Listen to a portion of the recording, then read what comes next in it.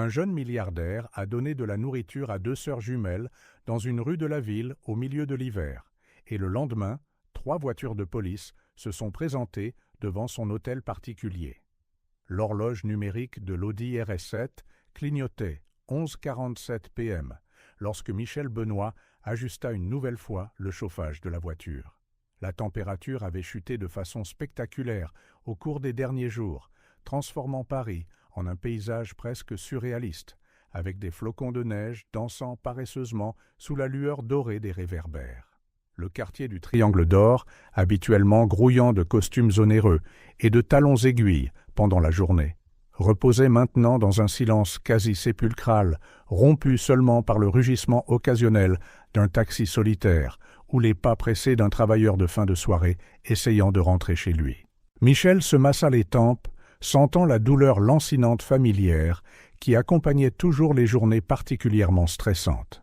Sa dernière réunion de la journée avait largement dépassé le calendrier prévu, des négociations délicates avec des investisseurs chinois qui insistaient pour remettre en question chaque virgule des contrats. À 32 ans, en tant que président de l'une des plus grandes banques privées du pays, il aurait dû être habitué à la pression, mais certaines nuits étaient plus lourdes que d'autres. Le visage de son père, encadré dans une photo sur son bureau, semblait juger chacune de ses décisions avec ce demi-sourire caractéristique. Le pouvoir et la responsabilité sont les 2 faces d'une même pièce. « Mon fils », disait-il souvent, généralement suivi d'une gorgée de son whisky préféré. Michel avait repris la présidence de la banque avant même d'avoir 30 ans, après qu'une crise cardiaque massive ait emporté la vie de son père. Depuis lors, chaque jour avait été un nouveau test pour savoir s'il était à la hauteur de l'héritage des Benoît. La neige se mit à tomber plus intensément, créant de petits tourbillons blancs qui dansaient dans l'air. Michel ralentit, plus par habitude que par nécessité. Les rues étaient pratiquement désertes. C'est alors que quelque chose d'inhabituel attira son attention à travers le pare-brise. Sur la place des Vosges, connue pour ses arbres centenaires et ses arcades élégantes, 2 petites silhouettes se détachaient sur l'un des vieux bancs en bois. À première vue, elles semblaient de faire partie des décorations hivernales de la place, peut-être une autre installation artistique que la mairie aimait tant. Mais ensuite, l'une des silhouettes bougea et le cœur de Michel manqua un battement. Il ralentit encore plus, guidant la voiture vers le trottoir. La vue le frappa comme un coup de poing à l'estomac. C'étaient 2 petites filles, des jumelles identiques, qui ne pouvaient pas avoir plus de 4 ou 5 ans. Elles portaient de minces manteaux totalement inadaptés à cette température glaciale, se blottissant l'une contre l'autre comme de petits oisillons sans défense, essayant de se protéger de la tempête.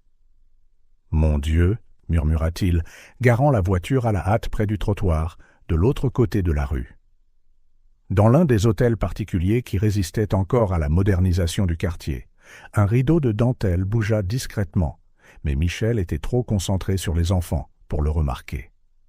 Le vent glacial le frappa au moment où il ouvrit la portière de la voiture, transperçant même son manteau en laine italienne à 3 000 €. Ses cheveux sombres, habituellement méticuleusement coiffés, furent immédiatement ébouriffés par la neige et le vent. Comment ces enfants pouvaient-elles supporter ce froid avec si peu de protection? Il s'approcha lentement, conscient que sa taille et son apparence formelle pourraient effrayer les filles. « Bonsoir », dit-il doucement, gardant sa voix calme et douce, un peu comme il le faisait lorsqu'il visitait le service de pédiatrie de l'hôpital que sa banque parrainait. « Est-ce que vous allez bien, toutes les 2 ?» Les jumelles se recroquevillèrent encore plus, comme si elles essayaient de disparaître l'une dans l'autre. Leurs visages étaient de petits miroirs de peur et de méfiance. Mais ce qui frappa le plus Michel, c'était la façon dont elles communiquaient, non pas avec des mots, mais par des regards rapides, presque imperceptibles, comme si elles partageaient un langage secret qu'elles seules comprenaient. De l'autre côté de la rue, Béatrice Parmentier ajusta ses lunettes de lecture en observant la scène. À 65 ans, après 4 décennies en tant qu'institutrice d'école primaire, elle avait développé un 6e sens pour les situations impliquant des enfants. Ces derniers jours, elle avait remarqué les petites jumelles apparaissant sur la place après la tombée de la nuit, mais quelque chose l'avait retenue d'appeler immédiatement les autorités. C'était peut-être la façon dont les filles se protégeaient l'une l'autre, ou peut-être sa propre réticence à séparer potentiellement deux enfants si proches. « Il fait vraiment froid ici dehors », continua Michel en gardant une distance respectueuse. Il remarqua comment la neige s'accumulait sur leurs cheveux sombres, formant de minuscules couronnes blanches qui fondaient lentement. « Puis-je vous aider? Avez-vous faim ?» À la mention de la nourriture, une étincelle momentanée illumina les yeux de l'une des filles, verts et intenses, portant le poids du monde. L'autre saisit immédiatement la main de sa sœur, un geste qui semblait à la fois protecteur et restrictif. Michel retourna rapidement à la voiture, ses chaussures italiennes s'enfonçant dans la neige qui avait déjà commencé à s'accumuler sur le trottoir. Sur le siège passager se trouvait le sandwich au jambon beurre qu'il avait acheté plus tôt, un rituel qu'il maintenait pour ses longues nuits de travail. Il attrapa également une bouteille d'eau minérale et, plus importante encore, le manteau de rechange sur la banquette arrière. Béatrice Parmentier se rapprocha de la fenêtre, ses doigts ridés, agrippant les rideaux de dentelle que sa mère avait fabriqués des décennies auparavant. Dans la faible lueur de la nuit, elle pouvait voir le reflet de la télévision en sourdine derrière elle, une vieille rediffusion d'une émission de cuisine qu'elle ne regardait pas vraiment. Ses yeux passaient des petites filles à l'homme bien habillé qui venait d'arriver dans sa voiture de luxe. « Élise » murmura l'une des filles à l'autre, d'une voix si basse que Michel dut tendre l'oreille pour l'entendre. C'était le premier mot prononcé depuis son arrivée. « Sophie » répondit l'autre sur le même ton feutré, et Michel réalisa qu'il était témoin de quelque chose d'extraordinaire, un moment de décision entre les deux petites, une communication bien au-delà des mots. Il s'approcha un peu plus, offrant le sandwich comme une offrande sacrée. Celle qui semblait être Élise, bien qu'il n'en soit pas certain, tendit une main tremblante et prit la nourriture avec une précision qui semblait presque répétée. Elles partagèrent le sandwich en portions méticuleusement égales, utilisant leurs doigts minuscules avec une dextérité surprenante. En les regardant, Michel commença à remarquer des détails qu'il n'avait pas vus dans le choc initial. Leurs cheveux sombres étaient emmêlés et non coupés, comme si elles n'avaient pas vu un peigne depuis des semaines. Il y avait des taches de saleté sur leur visage que la neige fondante commençait à laver, révélant une peau bien trop pâle. De petites coupures et égratignures marquaient leurs mains, certaines déjà guéries, d'autres encore fraîches. Mais leurs yeux le perturbèrent le plus. Ces yeux verts profonds et identiques qui semblaient contenir trop d'histoires pour des enfants si jeunes. Il y avait un mélange de peur et de résignation qui lui serra le cœur. Dans la maison voisine, Béatrice Parmentier avait sorti un carnet de son bureau. Avec la méticulosité de quelqu'un qui a passé sa vie à noter des devoirs, elle nota la plaque d'immatriculation de l'Audi. Elle nota également l'heure exacte et une brève description de l'homme, grand, bien habillé, probablement au début de la trentaine.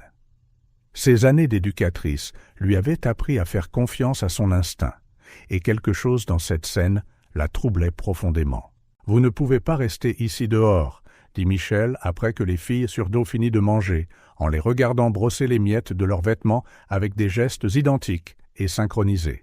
« Il fait trop froid. Laissez-moi vous aider. J'ai une grande maison chaude avec de la nourriture et... » Il s'arrêta au milieu de sa phrase, en voyant la panique instantanée dans leurs yeux.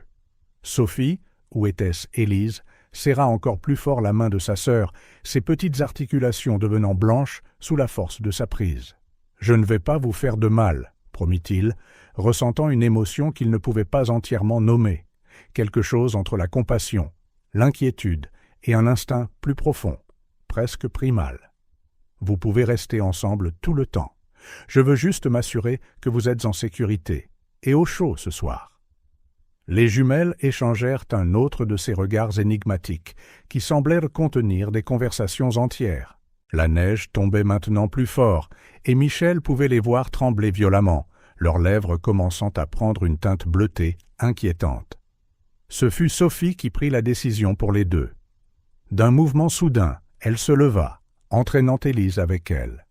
Michel les couvrit rapidement de son manteau de rechange, un long pardessus en cachemire, assez grand pour les envelopper toutes les deux comme une couverture improvisée.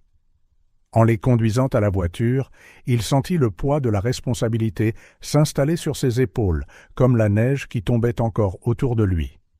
Une partie de son esprit, la même partie qui avait fait de lui un banquier prospère, criait qu'il devait appeler la police immédiatement.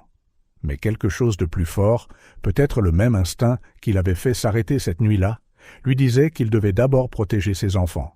Béatrice Parmentier regarda l'Audi RS7 noir s'éloigner dans la nuit enneigée, emportant les petites jumelles qu'elle surveillait tranquillement depuis quelques jours. Ses mains ridées tremblaient légèrement alors qu'elle tapait le numéro de plaque de la voiture sur son vieux téléphone portable, l'un des rares luxes technologiques qu'elle s'autorisait. L'hôtel particulier Benoît était une imposante structure néoclassique dans l'un des quartiers les plus exclusifs de la ville. Lorsque Michel guida la voiture à travers les grilles en fer forgé, longeant l'allée bordée d'arbres, il remarqua les jumelles s'agiter sur la banquette arrière, les yeux grands ouverts alors qu'elles découvraient la propriété avec un mélange de peur et d'émerveillement. La maison était silencieuse et partiellement sombre. Madame Dubois, la gouvernante qui travaillait pour la famille Benoît depuis plus de 2 décennies, était partie plus tôt à cause du temps, ne laissant que quelques lumières stratégiquement placées. Michel guida les filles à l'intérieur, remarquant comment elles se déplaçaient en parfaite synchronie, ne s'éloignant jamais de plus de quelques centimètres l'une de l'autre. Dans la cuisine spacieuse et moderne, il improvisa de son mieux. Il trouva des soupes instantanées dans le garde-manger, quelque chose que Madame Dubois gardait pour les urgences, et prépara du chocolat chaud pendant que les jumelles étaient assises, blotties l'une contre l'autre sur l'immense canapé du salon adjacent, leurs yeux scrutant l'environnement luxueux, comme de minuscules radars à la recherche de menaces ou de voies de fuite. L'arôme du chocolat chaud sembla redonner un peu de vie à leurs expressions. Elles burent lentement, partageant toujours tout équitablement, communiquant toujours par ces regards silencieux qui semblaient contenir des conversations entières. Michel remarqua comment leurs petites mains tremblaient autour des tasses, comme si le simple fait d'accepter le réconfort était un acte effrayant. Après quelques négociations silencieuses, elles acceptèrent de prendre un bain, mais seulement si elles pouvaient rester ensemble, et seulement après que Michel leur eut montré que la salle de bain avait 2 portes qu'elles pouvaient ouvrir si elles voulaient partir. Il les laissa avec des serviettes propres et certains de ses vieux t-shirts qui serviraient de chemises de nuit improvisées, leur donnant de l'intimité, mais restant assez proches pour entendre si elles avaient besoin d'aide. Le bruit de l'eau qui coulait se mêlait à des chuchotements occasionnels, les premières vraies conversations qu'il avait entendues entre elles, bien qu'il ne puisse pas distinguer les mots. Il y avait quelque chose de profondément émouvant dans la façon dont elles dépendaient l'une de l'autre, comme si elles étaient les 2 moitiés d'un même tout.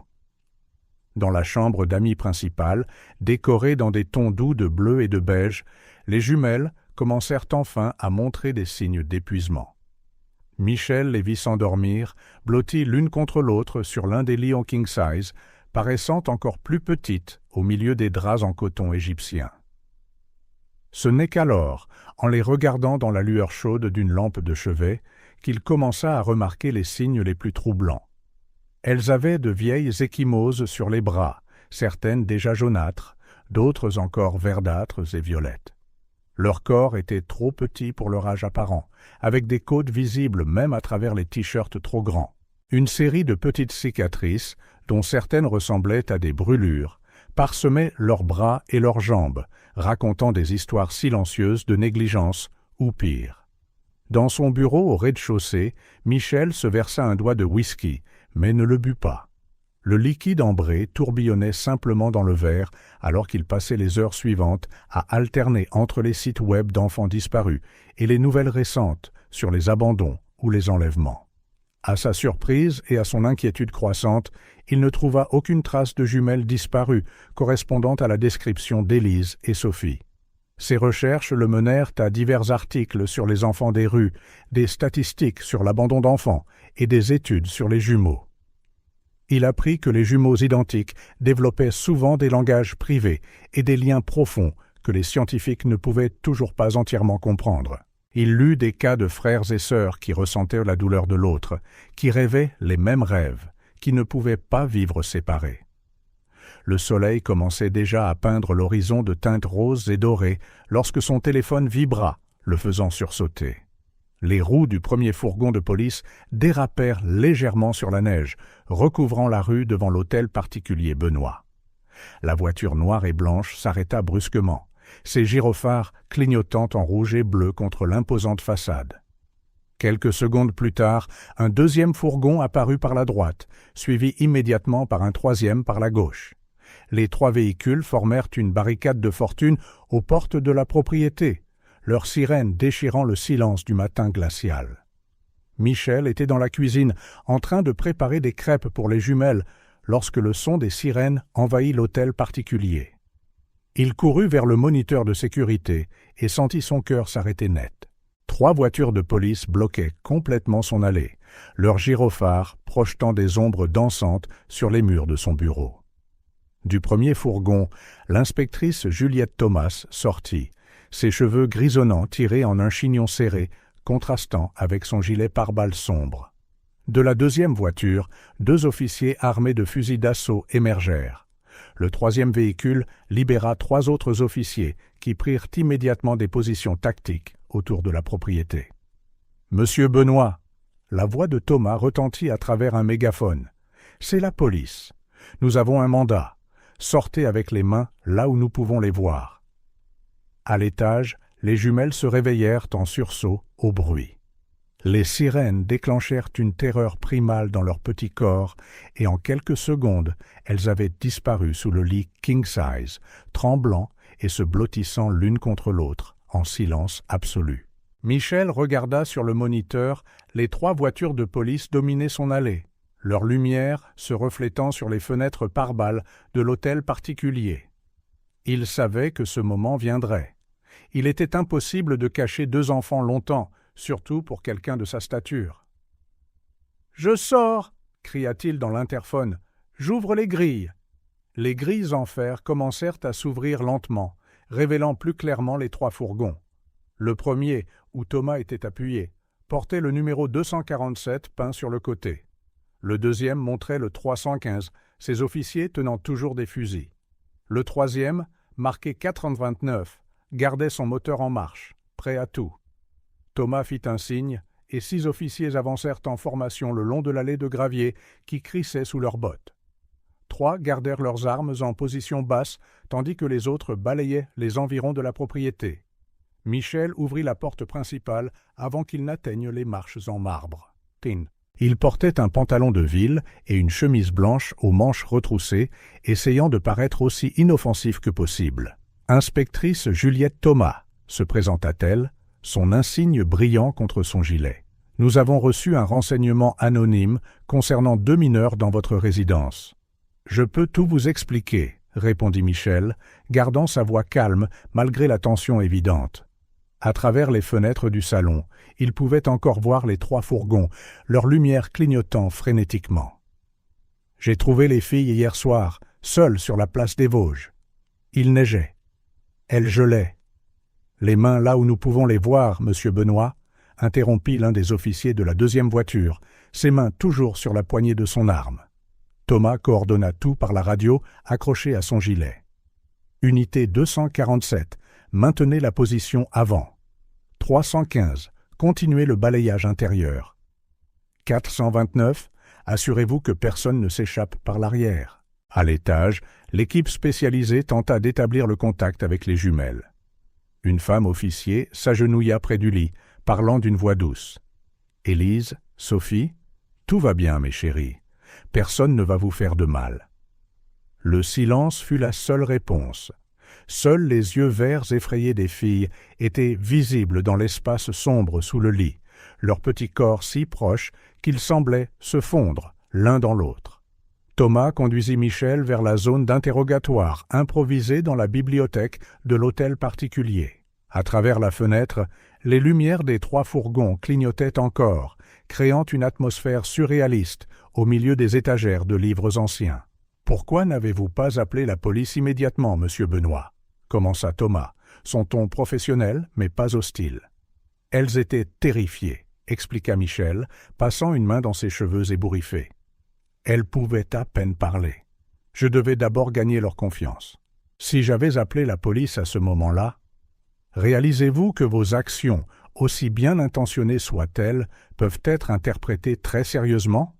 L'interrompit Thomas. Un homme seul emmenant 2 enfants inconnus, chez lui, au milieu de la nuit. De l'autre côté de la rue, Béatrice Parmentier observait tout à travers ses rideaux de dentelle. Les 3 voitures de police, leurs lumières se reflétant encore sur la neige qui tombait, semblaient confirmer qu'elle avait bien fait de signaler. Mais pourquoi son cœur était-il si lourd ? Ses mains ridées tremblaient alors qu'elle tenait un vieil album photo. Sur ses pages jaunies, une jeune femme souriait, ses yeux verts identiques à ceux des jumelles. Béatrice referma l'album avec détermination, comme pour contenir les souvenirs qui menaçaient de s'échapper.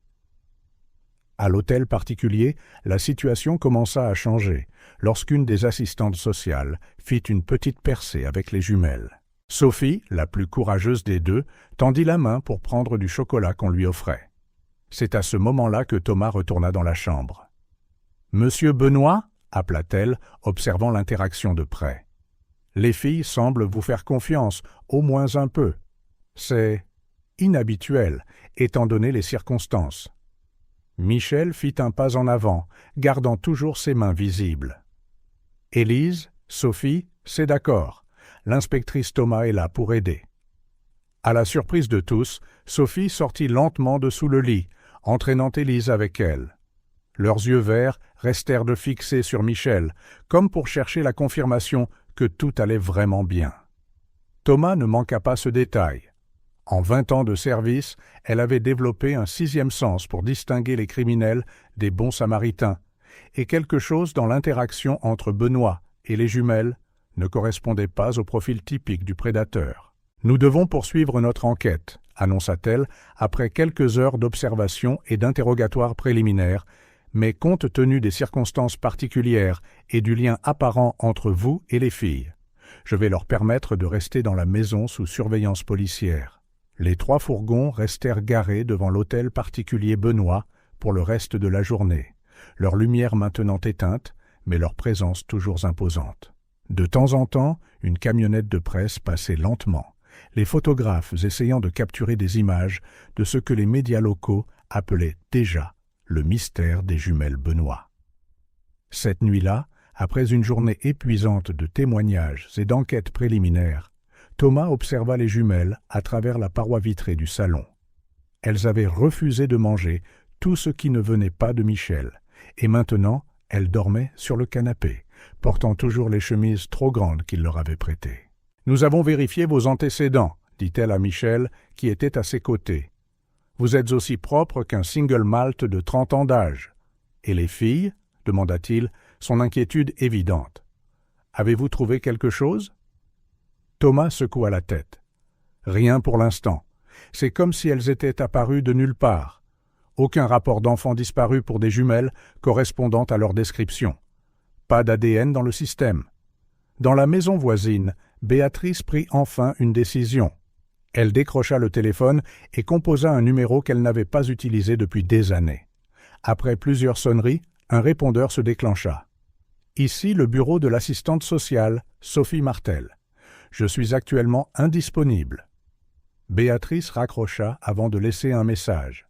« Demain. » Demain, elle dirait tout ce qu'elle savait sur les jumelles et leur mère. Mais pour l'instant, en regardant les 3 fourgons de police toujours de garde devant l'hôtel particulier Benoît, elle décida que les filles méritaient une nuit de paix de plus.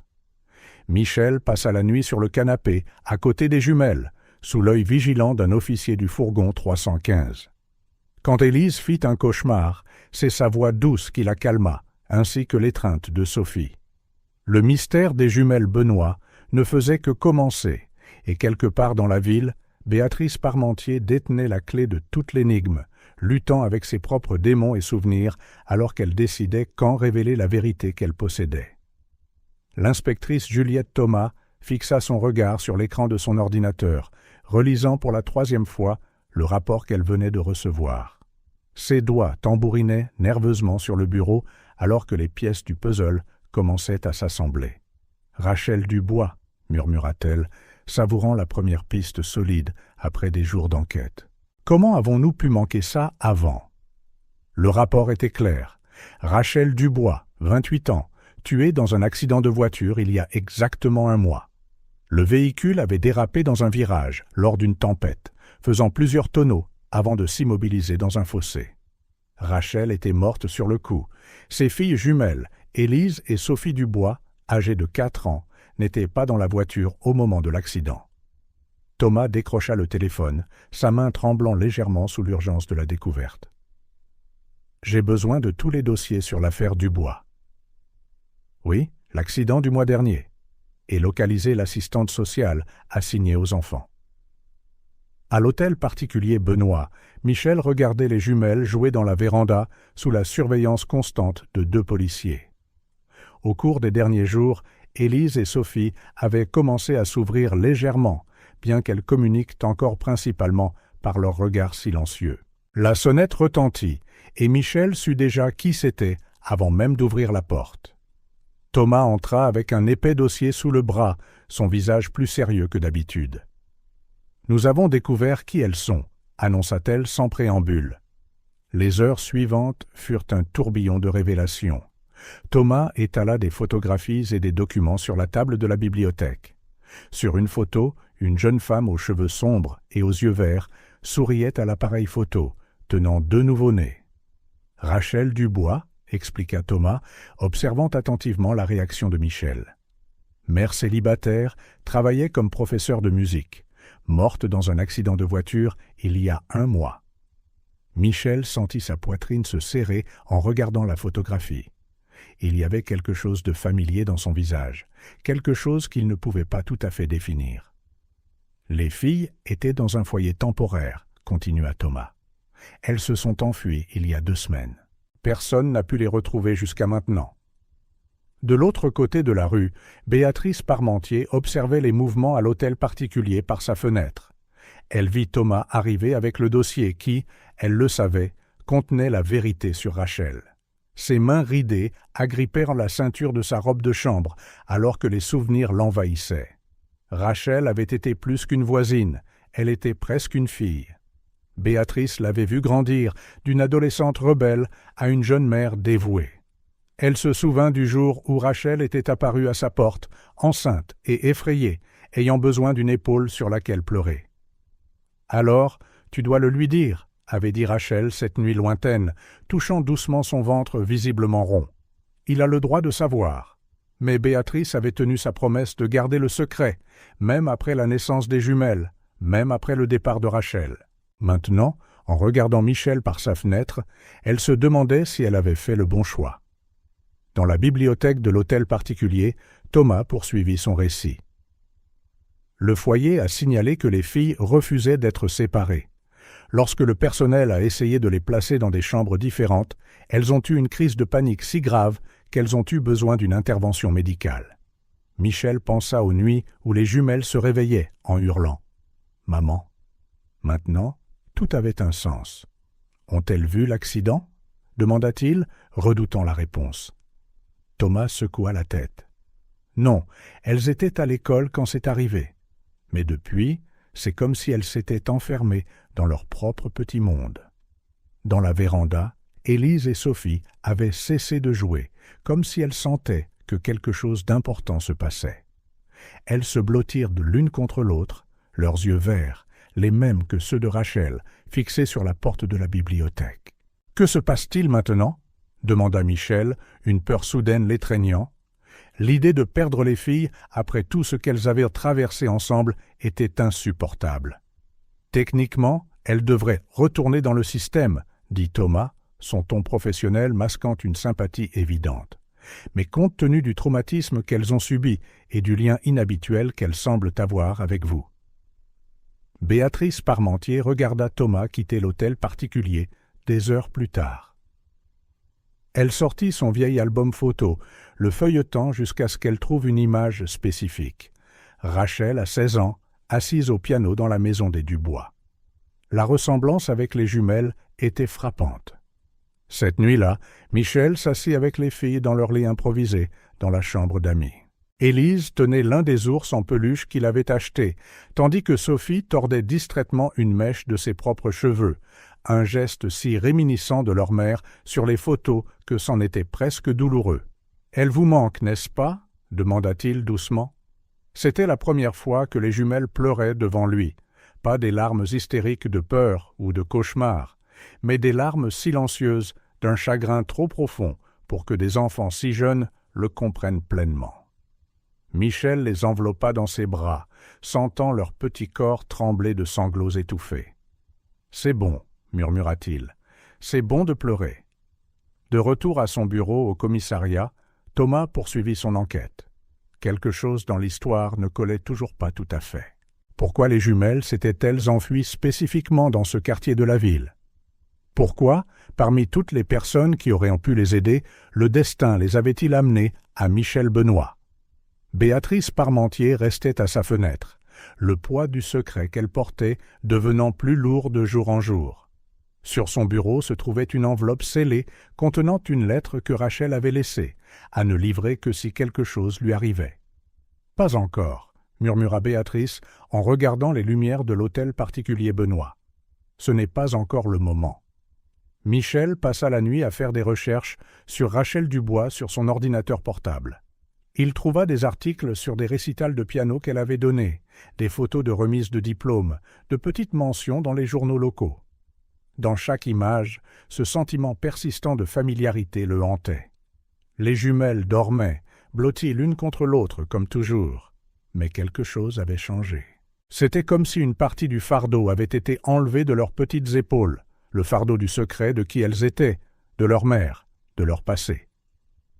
Thomas ferma le dernier dossier de l'affaire, mais une question la taraudait encore. Sur l'acte de naissance des jumelles, le champ du père était vide. Rachel n'avait jamais révélé l'identité de l'homme, pas même à sa meilleure amie, Béatrice Parmentier. Le mystère des jumelles Benoît était loin d'être résolu, et alors que la neige continuait de tomber sur la ville, 3 personnes restaient éveillées, chacune détenant une pièce différente de la vérité. Michel avec ses questions sans réponse, Thomas avec ses soupçons croissants, et Béatrice avec son secret qui pourrait tout changer. Dans la chambre d'amis, Élise et Sophie dormaient du sommeil innocent des enfants, inconscientes des révélations et des mystères qui les entouraient. Dans leurs rêves, peut-être que le sourire de Rachel brillait encore, ses yeux verts pleins d'un amour que même la mort ne pouvait effacer. Michel ne pouvait pas dormir. Le nom Dubois résonnait dans son esprit comme une chanson familière dont il ne se rappelait plus les paroles. Il était 2 heures du matin quand il décida de descendre dans le bureau de son père, une pièce qu'il visitait rarement depuis qu'il avait pris la présidence de la banque. Le bureau était resté exactement tel que Charles-Édouard Benoît l'avait laissé. Les mêmes livres reliés en cuir sur des étagères en acajou, le même tapis persan sous le lourd bureau, la même faible odeur de tabac imprégnée dans le bois.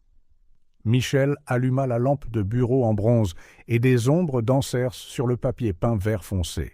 « Il doit y avoir quelque chose ici », se murmura-t-il, ouvrant le premier tiroir du bureau. Son père avait été méthodique, jusqu'à l'obsession. Il gardait des registres de tout, des reçus de nettoyage à sec à la correspondance triviale. Dans l'hôtel particulier silencieux, seul le tic-tac de l'horloge grand-père et le craquement occasionnel du parquet brisaient le silence. À l'étage, les jumelles dormaient dans leur lit improvisé, maintenant entourées d'animaux en peluche et de livres pour enfants, de petits conforts que Michel avait fournis ces derniers jours. Le 3e tiroir révéla une série de dossiers organisés par année. Michel commença à les feuilleter méthodiquement, ses yeux fatigués balayant les dates et les noms. Puis, une photographie glissa d'entre les pages d'un vieux contrat. Son cœur faillit s'arrêter. L'image montrait l'hôtel particulier Benoît lors d'une fête de Noël, probablement au début des années 90. Des guirlandes et des lumières, décorait le grand escalier, et le personnel posait en souriant pour la caméra. Au centre, une femme d'âge moyen portant un uniforme de gouvernante se distinguait, non pas à cause de sa position, mais à cause de sa grossesse clairement visible. Michel retourna la photo. Au dos, d'une écriture élégante, il était écrit « Fête de Noël 1995, hôtel particulier. Benoît, personnel. Gracienne Moreau, gouvernante principale. Moreau. » Ses mains tremblaient alors qu'il cherchait d'autres photographies. Il en trouva bientôt d'autres. Gracienne supervisant les décorations du jardin, Gracienne organisant un déjeuner d'été, Gracienne toujours présente, toujours proche de la famille Benoît. Sur des images plus anciennes, elle apparaissait aux côtés de Charles-Édouard Benoît, discutant de ce qui ressemblait à des listes de choses à faire ou des menus. « Comment n'ai-je jamais su pour elle ?» murmura Michel au bureau vide. Il n'avait que 3 ans en 1995 et ses souvenirs de l'hôtel particulier à cette époque étaient fragmentaires, plus des sensations que des images claires. Il poursuivit ses recherches avec une urgence renouvelée. Au fond d'un tiroir, il trouva une boîte en métal avec une serrure. La clé, connaissant son père, devait être là. Il sourit, plongeant la main dans le double fond du premier tiroir, une autre des habitudes méthodiques de Charles-Édouard Benoît. À l'intérieur de la boîte, il trouva un dossier marqué simplement « Moreau ». Son cœur battait si fort qu'il semblait pouvoir éclater de sa poitrine. La première page était un contrat de travail. Contrat d'embauche, Gracienne Moreau. Poste, gouvernante principale. Date de début, 15 janvier 1980. Michel fit un rapide calcul mental. Gracienne avait travaillé à l'hôtel particulier pendant 15 ans, ne partant qu'en 1995, l'année où elle était enceinte sur cette photo de Noël, l'année où Rachel aurait été conçue. Les implications de cette découverte le frappèrent comme un coup de poing à l'estomac. Il se souvint du visage de Rachel sur les photos que Thomas lui avait montrées, ce sentiment lancinant de familiarité, les mêmes yeux verts maintenant visibles chez Élise et Sophie. Un bruit doux le fit lever les yeux. Sophie se tenait à la porte, ses petits pieds nus silencieux sur le tapis. « Tu n'arrives pas à dormir ?» demanda doucement Michel. Sophie secoua la tête, s'approchant avec curiosité. Ses yeux, les yeux de Rachel, les yeux de Gracienne, balayèrent les photographies éparpillées sur le bureau. « Grand-mère » dit-elle soudain, pointant du doigt l'une des photos de Gracienne. Le monde de Michel se mit à tourner. C'était la première fois que Sophie parlait spontanément de sa famille. « Comment ? Tu connaissais ta grand-mère, Gracienne ?» Sophie hocha la tête, prenant la photo avec un soin presque révérencieux. Quelques secondes plus tard, Élise apparut dans l'embrasure de la porte. Comme toujours, une jumelle ne restait jamais loin de l'autre très longtemps. « Maman nous montrait des photos », expliqua Élise d'une voix calme, rejoignant sa sœur. « De grand-mère dans la grande maison ?»« Cette maison ? Cette maison ?» demanda Michel, son cœur s'emballant encore plus vite. Les jumelles hochèrent la tête à l'unisson. Élise prit une autre photographie, celle-ci montrant Gracienne avec Charles-Édouard Benoît, lors de ce qui semblait être une fête d'été. « Grand-mère est l'homme sérieux », commenta Sophie. Michel regarda la photo avec de nouveaux yeux. Son père, toujours si austère et formel, portait un léger sourire en pointant quelque chose sur une liste que Gracienne tenait. Il y avait une intimité dans la scène qu'il n'avait jamais remarquée auparavant. Les filles s'installèrent naturellement sur ses genoux, alors qu'il continuait à examiner les documents. Il trouva des reçus de paiement supplémentaires, des factures pour des cadeaux coûteux, même un acte de propriété pour une maison, dans la banlieue de la ville, au nom de Gracienne Moreau. « Votre mère parlait de grand-mère Gracienne ?» demanda-t-il doucement. « Maman était triste, » répondit Élise, tripotant l'ourlet du t-shirt trop grand qu'elle portait comme pyjama. « Elle disait que grand-mère était allée au paradis quand elle était petite, » ajouta Sophie. « Comme maman maintenant. » Michel serra plus fort les filles, sentant leur petit corps se détendre contre lui. C'était étonnant de voir comment, en quelques jours seulement, elles étaient passées de la terreur absolue à ce niveau de confiance. Il continua à parcourir les documents, maintenant avec les jumelles endormies sur ses genoux. Il découvrit que Gracienne avait reçu une pension généreuse après avoir quitté son emploi, bien au-dessus du montant normal pour une employée de maison. Il trouva également des lettres, plusieurs d'entre elles, conservées dans une enveloppe jaunie. Il était sur le point d'ouvrir la première quand un mouvement à la fenêtre attira son attention. De l'autre côté de la rue, dans la maison voisine, une lumière s'était allumée. Pendant un instant, il vit clairement le visage d'une femme âgée observant l'hôtel particulier.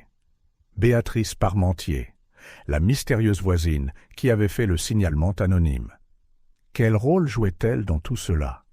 Pourquoi observait-elle l'hôtel particulier si attentivement?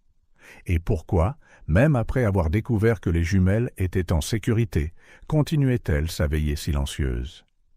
Les heures passèrent alors que Michel plongeait plus profondément dans le passé. Gracienne Moreau avait été plus qu'une simple gouvernante. Elle dirigeait pratiquement l'hôtel particulier, ayant un accès direct à Charles-Édouard Benoît et participant à des décisions bien au-delà de ses fonctions normales. Dans l'une des lettres datée de décembre 1995, Gracienne écrivait « Cher Charles-Édouard, je ne peux plus continuer comme ça. Ce qui grandit en moi est plus grand que nous deux. Vous avez votre famille, votre réputation, votre héritage. Je dois protéger le mien. Toujours vôtre, Gracienne. » Michel relut la lettre plusieurs fois, les implications lui retournant l'estomac. Les dates, les photographies, la pension généreuse, les cadeaux coûteux, tout pointait vers une conclusion qu'il osait à peine envisager. Le soleil commençait à se lever quand il trouva enfin le courage d'ouvrir le dernier document de la boîte. C'était un test ADN, jamais terminé, avec des échantillons identifiés uniquement par les initiales CB et RD, Charles Benoît et Rachel Dubois.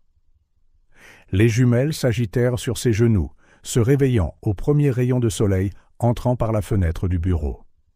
Michel regarda leurs visages endormis, les mêmes traits délicats qu'il avait vus sur les photos de Gracienne, les mêmes yeux verts dont il réalisait maintenant qu'ils étaient une marque de fabrique à la fois des Moreau et des Benoît. Élise s'étira, semblant parfaitement à l'aise dans un endroit qui, quelques jours plus tôt, l'avait terrifiée. Sophie, encore endormie, pointa du doigt l'une des photos de Gracienne. « On peut en garder une ?» demanda-t-elle timidement. « Bien sûr que vous le pouvez, » répondit Michel, sa voix pleine d'émotion. « C'est votre maison maintenant. » Les filles sourirent, l'un de ces rares et précieux sourires qu'il apprenait à chérir. Il n'y avait plus aucun doute dans leur regard, seulement une confiance croissante qui faisait mal au cœur de Michel d'une manière étrangement bonne. De l'autre côté de la rue, Béatrice Parmentier observait le lever du soleil, son vieil album photo ouvert sur ses genoux. Sur l'une de ces pages, une jeune Gracienne Moreau rayonnait, enceinte et radieuse, à côté de sa fille adolescente, Rachel. Le secret que Béatrice avait gardé pendant tant d'années était sur le point d'éclater au grand jour. À l'hôtel particulier, Michel rangea soigneusement les documents, à l'exception des photos que les jumelles avaient choisies. En les regardant monter les escaliers, main dans la main, parlant dans leur langage privé de demi-sourires et de regards complices, une certitude se forma dans son cœur.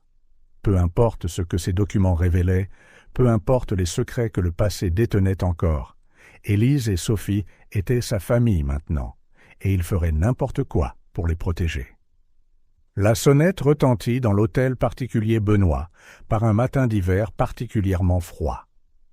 Michel, qui aidait les jumelles avec leur petit déjeuner, sentit un frisson lui parcourir l'échine lorsqu'il vit à travers le moniteur de sécurité une femme d'âge moyen aux cheveux bruns attachée en un chignon sévère, portant un dossier d'apparence officielle. « Bonjour, je suis Sophie Martel, des services de protection de l'enfance », se présenta-t-elle dès que Michel ouvrit la porte. Son ton était professionnel, mais ses yeux bruns scrutaient chaque détail de son environnement.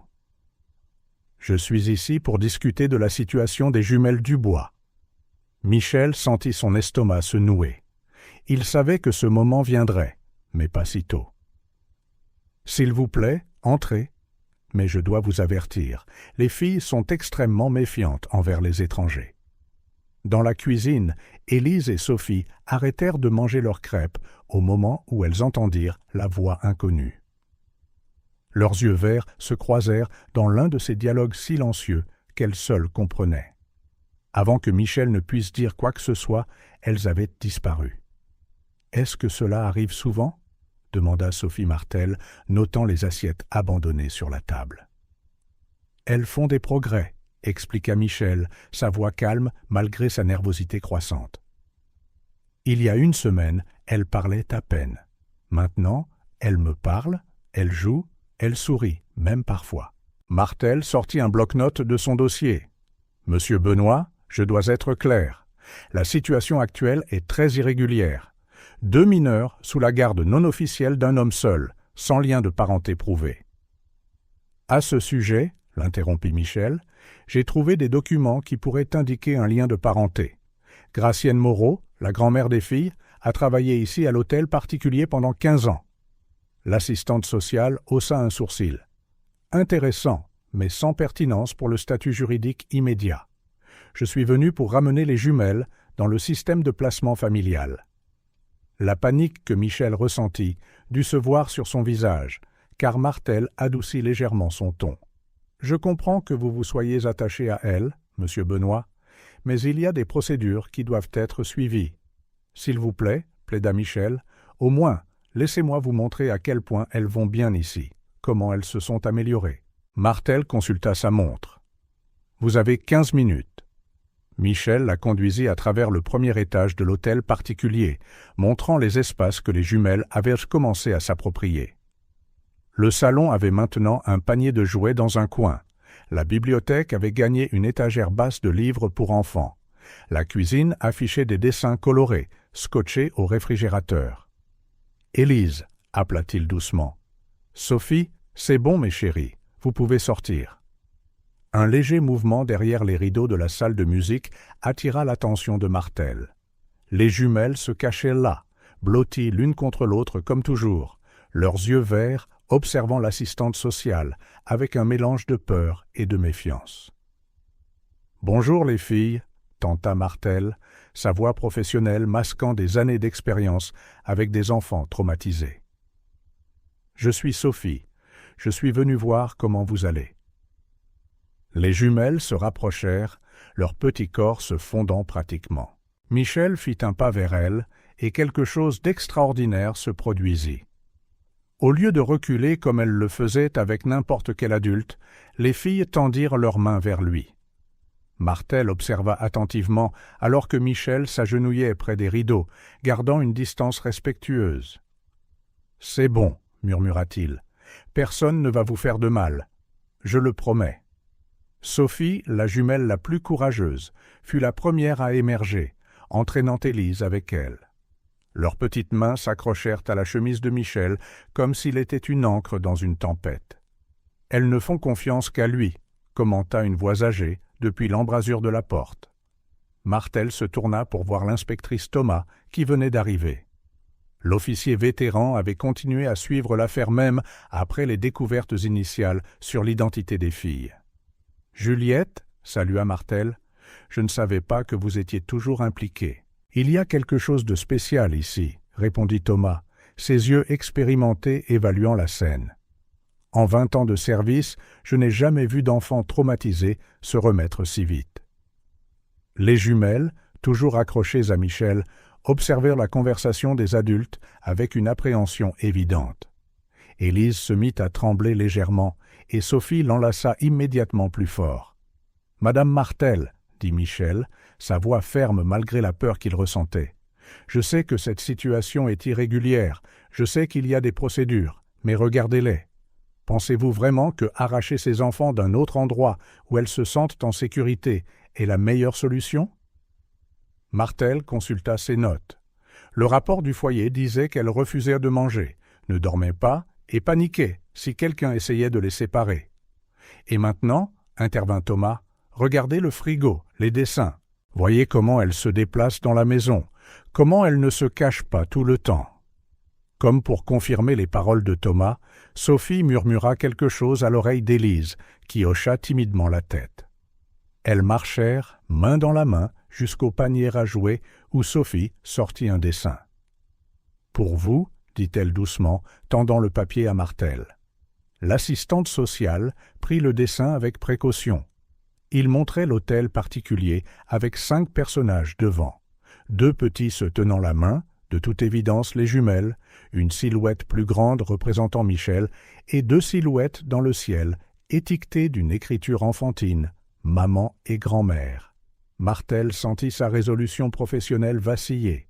En 15 ans de travail social, elle avait appris à identifier quand les enfants se sentaient vraiment en sécurité. « Monsieur Benoît, dit-elle finalement, que proposez-vous exactement ?»« La garde temporaire, répondit-il sans hésitation. J'ai déjà contacté des avocats pour spécialisés. Je peux fournir tout ce qui est nécessaire, évaluation psychologique, aménagement de la maison, soutien éducatif. Ce n'est pas si simple, argua Martel, bien que son ton soit moins dur maintenant. Il y a des exigences strictes pour la garde temporaire, surtout dans des cas complexes comme celui-ci. De l'autre côté de la rue, Béatrice Parmentier observait la scène à travers ses rideaux de dentelle. Elle reconnut immédiatement Martel. Elles avaient travaillé ensemble des années auparavant, à l'époque où Béatrice enseignait encore. Ses doigts ridés se resserrèrent sur la ceinture de sa robe de chambre en voyant les jumelles se rapprocher de Michel. « Je peux fixer certaines conditions, » continua Martel après une longue pause. « Visite hebdomadaire, thérapie obligatoire pour les filles, évaluation régulière de l'environnement domestique. »« J'accepte toutes les conditions, » répondit Michel sans hésitation. « Tout ce qu'il faut pour les garder en sécurité et bien soignés. » Thomas, qui avait observé en silence, remarqua comment les jumelles se détendirent visiblement en réalisant qu'elles ne seraient pas emmenées. C'était une autre confirmation de son instinct de police. Il y avait quelque chose de spécial dans le lien entre Benoît et les filles. Martel passa l'heure suivante à énumérer ses exigences. Une chambre adaptée pour les jumelles, bien qu'elles puissent la partager compte tenu de leur situation unique. Une routine structurée, des bilans de santé réguliers, des évaluations psychologiques hebdomadaires et des rapports détaillés sur leur progrès. Et nous devons enquêter plus en profondeur sur ce supposé lien de parenté, ajouta-t-elle en prenant des notes dans son carnet. S'il y a vraiment un lien avec la famille Benoît, cela pourrait simplifier le processus juridique. Michel hocha la tête, pensant aux documents qu'il avait découverts la nuit précédente. Mais c'était une révélation pour un autre moment. Sa priorité maintenant était de s'assurer que les jumelles puissent rester. « Une dernière chose, » dit Martel, son ton s'adoucissant davantage, en voyant Élise bâiller discrètement dans les bras de Michel. « Vous aurez besoin d'aide. Vous ne pouvez pas faire ça seul, peu importe la qualité de vos intentions. Je peux engager une gouvernante, des tuteurs privés, tout ce qui est nécessaire, offrit immédiatement Michel. « Ce n'est pas seulement ça, » expliqua Martel. « Ces filles ont perdu leur mère il y a seulement un mois. Elles ont besoin d'un réseau de soutien émotionnel, pas seulement de logistique. » Presque sur un signe, Sophie tendit la main et toucha doucement le visage de Michel, un geste si plein de confiance et d'affection que même l'assistante sociale chevronnée sentit ses yeux se remplir de larmes. « Je vais préparer les documents préliminaires, » annonça Martel en rangeant son bloc-notes. « Mais laissez-moi être clair. C'est un arrangement temporaire. Au moindre signe que les filles ne reçoivent pas les soins appropriés. »« Je comprends parfaitement, » interrompit Michel, « et j'apprécie la chance. » Thomas raccompagna Martel à sa voiture. Les 2 professionnels échangèrent un regard significatif. Toutes 2 avaient vu assez de cas pour savoir quand quelque chose était authentique. « Gardez un œil sur eux, » demanda Martel à l'inspectrice. « Mon instinct me dit que nous avons pris la bonne décision. Mais nous devons en être sûrs, » compléta Thomas. « Ne vous inquiétez pas, je ne vais nulle part tant que tous les mystères de cette maison ne seront pas résolus. » De retour à l'hôtel particulier, Michel aida les jumelles à finir leurs crêpes maintenant froides. Élise et Sophie mangèrent avec plus d'appétit qu'elles n'en avaient montré depuis des jours, comme si un fardeau avait été enlevé de leurs petites épaules.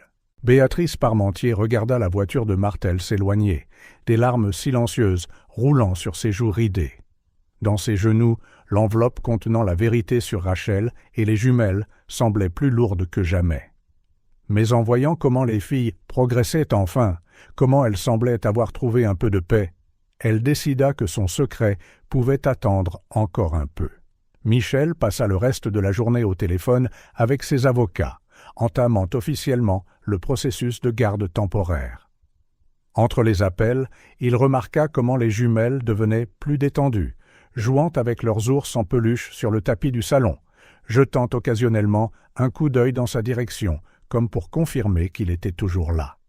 Cette nuit-là, lorsqu'il les borda dans leur lit, maintenant décorés de draps de princesse et d'une collection grandissante de peluches, Sophie lui tint la main un instant de plus que d'habitude. « Vous avez promis, dit-elle simplement. »« Promis quoi, ma chérie ?» demanda doucement Michel. « Que personne ne nous ferait de mal, » répondit Élise, sa petite voix ferme. « Que nous pourrions rester. » Michel sentit son cœur se gonfler d'émotion. « Et je tiendrai cette promesse, » le rassura-t-il, ajustant la couverture sur elles deux. « Vous êtes en sécurité ici, c'est votre maison maintenant. » Les jumelles sourirent de ce rare et précieux sourire qui l'apprenaient à chérir chaque jour davantage. Et en les regardant s'endormir, Michel promit silencieusement à Rachel, où qu'elle soit, que ses filles seraient aimées, protégées et heureuses. Dans son bureau en ville, Martel rédigea son rapport préliminaire sur l'affaire. Ses mots étaient choisis avec soin, équilibrant le professionnalisme nécessaire avec la réalité indéniable dont elle avait été témoin. Malgré le traumatisme récent et sévère, Élise et Sophie Dubois montrent des signes positifs de rétablissement dans leur environnement actuel. Le lien développé avec M. Michel Benoît, bien que non conventionnel, fournit des avantages émotionnels tangibles pour leur développement. Je recommande vivement de poursuivre l'arrangement actuel sous une supervision régulière. Thomas, à son bureau au commissariat, prit ses propres notes. Quelque chose dans l'histoire de la famille Moreau l'intriguait encore, et elle avait le pressentiment que les découvertes de Michel sur Gracienne n'étaient que la pointe d'un iceberg beaucoup plus grand. Le mystère des jumelles Benoît, comme les médias locaux insistaient à l'appeler, était loin d'être terminé. Mais cette nuit-là, au moins, 2 petites filles dormaient en sécurité. Un homme découvrait le vrai sens de la famille, et une voisine âgée détenait un secret qui, une fois révélé, changerait tout. Dehors, la neige continuait de tomber doucement sur la ville, recouvrant tout d'un manteau blanc, comme pour essayer de lisser les bords du passé et de donner à chacun un nouveau départ. Le bureau de M. Tran était au 20e étage d'un immeuble commercial du centre-ville. Michel regardait le détective privé lire les documents qu'il avait apportés, chaque page tournée avec le soin méticuleux de doigts expérimentés. « Fascinant », murmura Tran en ajustant ses lunettes à fine monture. 15 ans de registre méticuleusement tenus. Votre père était un homme très détaillé. Michel hocha la tête, pensant aux jumelles qu'il avait laissées à la maison sous la garde de la nouvelle gouvernante. « J'ai besoin de tout savoir sur Gracienne Moreau et sa fille Rachel. Chaque détail, chaque lien avec ma famille. » Tran organisa les documents en piles nettes. Les paiements sont les plus intrigants. Pas seulement un salaire normal de gouvernante, mais des transferts réguliers vers un compte offshore. Ils ont commencé en 1995, exactement au moment où Gracienne a quitté l'hôtel particulier. Michel sentit son estomac se retourner. 1995, l'année où Gracienne était enceinte sur la photo de Noël, l'année où Rachel aurait été conçue. « Je veux une enquête complète, » dit-il, la voix inébranlable. « Dossier scolaire, antécédents médicaux, actes de propriété, comptes bancaires. Tout ce qui pourrait soulever des drapeaux rouges, avertit Tran, surtout maintenant que vous demandez la garde temporaire des jumelles. C'est pourquoi j'ai engagé le meilleur, répondit Michel. J'ai besoin d'une discrétion absolue. De retour à l'hôtel particulier, il trouva Sophie Martel en train de mener son évaluation hebdomadaire. Les jumelles jouaient dans la véranda, plus à l'aise qu'il ne les avait jamais vues. Élise dessinait, tandis que Sophie empilait des blocs colorés. « Elles font des progrès extraordinaires », nota Martel, écrivant sur son presse-papier. Leur psychologue pour enfants signale des améliorations significatives dans la communication verbale. Michel observa comment les jumelles échangeaient occasionnellement des regards et des sourires, leur langage silencieux toujours là, mais n'étant plus leur seul moyen d'expression. « Élise a demandé de peindre la chambre en lilas hier, dit-il, incapable de cacher sa fierté. C'est la première fois qu'elle exprime une préférence aussi claire. Martel sourit. C'est excellent. Établir un sentiment d'appartenance est crucial pour les enfants traumatisés. Cette nuit-là, après avoir mis les jumelles au lit, Michel retourna au bureau de son père. Les paroles de Tran sur les paiements offshore le troublaient. Il ouvrit son ordinateur portable et commença à examiner de vieux relevés bancaires, un avantage d'être le président. Son téléphone vibra. Un message de Tran. « J'ai trouvé quelque chose. Les dossiers hospitaliers de Gracienne Moreau, 1995. Vous devez voir ça. » Michel dormit à peine cette nuit-là.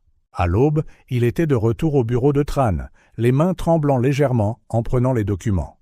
« Complications pendant la grossesse », expliqua Tran, pointant du doigt un rapport médical. Gracienne a été admise à l'hôpital central en octobre 1995. Devinez qui a payé toutes les factures ? Mon père, dit Michel, bien que ce ne soit pas vraiment une question, par le biais d'un compte d'entreprise de la banque. Bien caché, mais la piste est là. Pendant ce temps, à l'hôtel particulier, Élise et Sophie exploraient leur chambre lilas nouvellement peinte. Le changement dans leur comportement était remarquable. D'enfants terrifiés qui se cachaient de tout le monde, elles s'étaient transformées en petites personnalités distinctes, toujours profondément connectées, mais chacune commençant à s'épanouir à sa manière. « Regarde !» s'exclama Sophie en trouvant une vieille boîte au fond du placard intégré. Michel, qui venait de rentrer, regarda les filles ouvrir la boîte avec une curiosité enfantine. À l'intérieur se trouvaient d'autres vieilles photographies, certaines qu'il n'avait jamais vues auparavant. « Ces grand-mères Gracienne ?» demanda Élise en tenant une photo jaunie. Michel prit la photo avec précaution. Elle montrait une Gracienne beaucoup plus jeune, probablement au début des années 80, souriant à côté de Charles-Édouard Benoît lors d'un pique-nique. Il y avait une intimité dans l'image qui lui fit mal au cœur. « Monsieur Benoît !» appela la nouvelle gouvernante depuis la porte. « L'enquêteur Tran est au téléphone. Il dit que c'est urgent. » Dans la bibliothèque, Michel répondit avec appréhension. « Qu'avez-vous trouvé ?»« J'ai découvert les registres d'une maison, dit Tran, achetée par votre père en 1995, mise au nom de Gracienne. Mais la partie la plus intéressante, ce sont les dossiers scolaires de Rachel. » Michel serra plus fort le téléphone. « Qu'en est-il ? Toutes ces frais de scolarité ont été payés par une fondation éducative, contrôlée par les Benoît, de la maternelle à son conservatoire de musique. Votre père a financé toute son éducation, toujours par des intermédiaires. » La tête de Michel tournait. Chaque découverte confirmait ses soupçons, mais soulevait également de nouvelles questions. Sophie Martel arriva pour une autre évaluation, trouvant les jumelles en train de jouer à l'école. Élise en tant que professeure, Sophie en tant qu'élève attentive. Leur transformation est remarquable, commenta Martel en regardant les rires insouciants des filles. Quelque chose d'impensable quelques semaines auparavant. Mais je remarque que vous semblez inquiet, monsieur Benoît. Michel hésita. Martel était devenue une alliée importante, mais combien pouvait-il révéler ? J'enquête sur leur passé, admit-il finalement. Il y a des liens avec ma famille. Je dois comprendre. Martel fronça les sourcils. Soyez prudent. Les filles viennent de trouver la stabilité. Une révélation trop grande ou trop soudaine pourrait perturber cet équilibre. Comme pour illustrer son propos, Élise courut vers Michel à ce moment-là, tenant un dessin.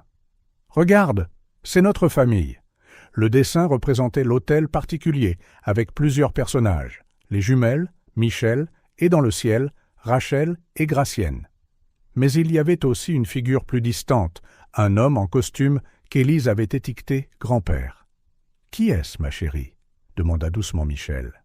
« L'homme sur les photos, » répondit Sophie pour sa sœur. « Celui qui était toujours avec grand-mère Gracienne. » Martel observa avec un intérêt professionnel. « Les enfants traitent souvent les liens familiaux par l'art, » remarqua-t-elle, même les liens qu'ils ne comprennent pas entièrement. Cette nuit-là, après que les jumelles se furent endormies, Michel se pencha de nouveau sur les vieilles photographies. Une image particulièrement révélatrice montrait Gracienne et son père assis sur un banc de jardin. La main de Charles-Édouard Benoît reposait sur celle de Gracienne d'une manière qui ne laissait aucun doute sur la nature de leur relation. Son téléphone vibra avec un autre texto de Tran. « J'ai trouvé le testament de Gracienne Moreau. Vous devez le voir immédiatement. » Michel regarda le moniteur dans la chambre des jumelles où Élise et Sophie dormaient paisiblement, enlacées comme toujours. À quel point leur vie changerait-elle avec les découvertes qu'il était sur le point de faire? De l'autre côté de la rue, dans la maison voisine, une lumière était toujours allumée. Béatrice Parmentier gardait sa veille silencieuse, observant l'hôtel particulier Benoît, comme elle l'avait fait pendant tant d'années. Entre ses mains, une enveloppe scellée contenait les réponses que Michel cherchait si désespérément. « Demain, décida-t-elle, demain, je révélerai enfin tout ce que je sais sur Gracienne Moreau, Rachel et le secret que Charles-Édouard Benoît a emporté dans sa tombe. » Pour l'instant, Michel poursuivait son enquête, chaque nouvelle découverte le rapprochant d'une vérité qui changerait non seulement sa vie, mais aussi l'avenir des deux petites jumelles qui étaient inexplicablement, mais si parfaitement, devenues sa famille. Béatrice Parmentier ajusta le col de son manteau de laine en montant les marches usées du commissariat. Ses mains ridées agrippaient un vieux sac en cuir contenant des décennies de souvenirs, soigneusement conservés dans des photographies et des lettres. Le poids de ces souvenirs semblait plus lourd que jamais en ce matin d'hiver. « Puis-je vous aider, madame » demanda un jeune officier à l'accueil, remarquant la femme âgée qui semblait un peu perdue. « Je dois parler avec l'inspectrice Thomas, » répondit Béatrice, sa voix ferme malgré ses nerfs. « C'est à propos de l'affaire des jumelles Benoît. » Quelques minutes plus tard, Juliette Thomas conduisit Béatrice dans son bureau, remarquant comment la femme âgée agrippait son sac comme s'il contenait un trésor précieux. « C'est moi qui ai fait le signalement anonyme, » commença Béatrice sans détour. « Et j'aurais dû venir plus tôt, mais je devais être sûr que les filles seraient en sécurité. » Thomas alluma son enregistreur, sentant qu'elle était sur le point d'entendre quelque chose de critique. « Pourquoi n'êtes-vous pas venue plus tôt, madame Parmentier ?»« Parce que j'ai promis à Rachel de veiller sur ses filles, » répondit Béatrice, des larmes commençant à se former dans ses yeux. Et parfois, veiller sur quelqu'un signifie regarder de loin, s'assurer qu'il est vraiment entre de bonnes mains. Ouvrant son sac, Béatrice commença à sortir des photographies. La première montrait une jeune Rachel Dubois, peut-être 16 ans, assise à un piano dans la maison de Béatrice. Son sourire était identique au sourire occasionnel qu'Élise et Sophie affichaient. « Rachel était comme une fille pour moi, » continua Béatrice. « J'ai rencontré Gracienne quand elle travaillait encore à l'hôtel particulier Benoît. Nous étions voisines, vous savez. Gracienne était toujours réservée sur son travail, mais elle s'occupait de Rachel avec tant d'amour, tant de dévotion. » Thomas prit rapidement des notes, réalisant qu'elle était enfin en train de combler les lacunes de l'affaire. « Quand avez-vous vu Rachel pour la dernière fois ?»« 3 jours avant l'accident, » répondit Béatrice, la voix tremblante. Elle a amené les filles pour le thé, comme elle le faisait chaque semaine. Élise avait appris une nouvelle chanson au piano. Elle est comme sa mère, celle-là, la musique dans l'âme. Sophie dessinait, toujours si silencieuse, observant tout. L'inspectrice nota comment Béatrice parlait des jumelles avec familiarité, comme quelqu'un qui les connaissait vraiment bien. « Les avez-vous surveillées après l'accident ?»« Tous les jours, » avoua Béatrice. « Quand j'ai appris qu'elle s'était enfuie du foyer, je savais qu'elle viendrait ici. C'était là qu'elles se sentaient en sécurité, où elles avaient des souvenirs heureux avec leur maman. » Pendant ce temps, de retour à l'hôtel particulier Benoît, Michel recevait un autre rapport de l'enquêteur Tran. Les découvertes sur Gracienne Moreau continuaient de s'accumuler, chacune plus intrigante que la précédente. « Votre père gardait un appartement en ville, » expliqua Tran par téléphone, enregistré au nom d'une société écran, mais les paiements provenaient de son compte personnel. Devinez qui y vivait dans les années 90 ? Le cœur de Michel s'emballa. Gracienne, exactement. Et plus tard, Rachel aussi. Toutes les dépenses couvertes via des comptes offshore. Votre père était méticuleux pour garder ça hors des registres officiels. Au commissariat, Béatrice poursuivait son histoire, montrant maintenant à Thomas d'autres photos. Rachel était professeure de musique, vous saviez? Elle avait un talent naturel. Les filles en ont hérité. Si vous les voyiez au piano, inspectrice? C'est comme si Rachel était là, jouant à travers elle. Pourquoi avez-vous décidé de signaler M. Benoît quand vous l'avez vu avec les filles? Demanda Thomas. Béatrice soupira profondément. Parce que je devais être sûre. Rachel disait toujours que ces filles étaient spéciales, qu'elles avaient besoin d'une protection supplémentaire. Quand j'ai vu cet homme riche les emmener au milieu de la nuit, eh bien, n'importe qui serait méfiant, non? Mais maintenant, vous avez changé d'avis? J'observe depuis des semaines, confirma Béatrice. J'ai vu comment il les traite, comment elles se sont épanouies sous sa garde. C'est comme si c'était destiné à être. Thomas fit une pause, choisissant ses prochains mots avec soin. Madame Parmentier, savez-vous quelque chose sur l'identité du père des jumelles? Béatrice secoua la tête. Rachel n'en a jamais parlé. Ça la blessait profondément. Peut-être que Gracienne savait, mais elle a emporté ce secret dans sa tombe. À l'hôtel particulier, Élise et Sophie jouaient dans la véranda quand elles remarquèrent un mouvement dans la maison voisine. Élise montra la fenêtre où Béatrice observait habituellement. « C'est la dame du thé », murmura Sophie à sa sœur. Maman nous emmenait là-bas. Michel, qui supervisait leur jeu, remarqua l'intérêt des filles. « Vous connaissez cette dame ?» Élise hocha la tête. « Elle a un piano. Elle faisait toujours des cookies aux pépites de chocolat. » Cette simple information fit que Michel décrocha immédiatement son téléphone. En quelques minutes, il parlait à Thomas. « Les filles se souviennent d'elle », expliqua-t-il en regardant Élise et Sophie, toujours les yeux tournés vers la maison de Béatrice. « Elles disent qu'elles lui rendaient visite avec Rachel. »« Monsieur Benoît, » répondit Thomas, « Madame Parmentier est ici avec moi en ce moment, et je pense que nous devons tous avoir une conversation. » Quelques heures plus tard, Béatrice Parmentier entra dans l'hôtel particulier Benoît pour la première fois depuis des décennies. Ses mains tremblaient légèrement alors qu'elle tenait son sac, mais ses yeux brillèrent à la vue des jumelles. Élise fut la première à la reconnaître pleinement. « Madame Béatrice » s'exclama-t-elle en courant vers elle avec une spontanéité qui surprit tout le monde. Sophie suivit, plus prudente mais clairement intriguée. « Mes petites musiciennes » sourit Béatrice, des larmes roulant sur ses joues ridées. « Vous avez tellement grandi. » Sophie Martel, qui était présente pour observer professionnellement, prit des notes sur son presse-papier. La réaction des jumelles à Béatrice était remarquable. Elle montrait de la reconnaissance, de la confiance et des souvenirs positifs.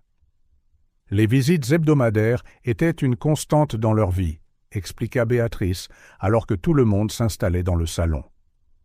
Rachel croyait qu'il était important pour les filles d'avoir une routine, des gens sur qui elles pouvaient compter. Après le décès de Gracienne, nous sommes devenus encore plus proches. Michel observait l'interaction, fasciné.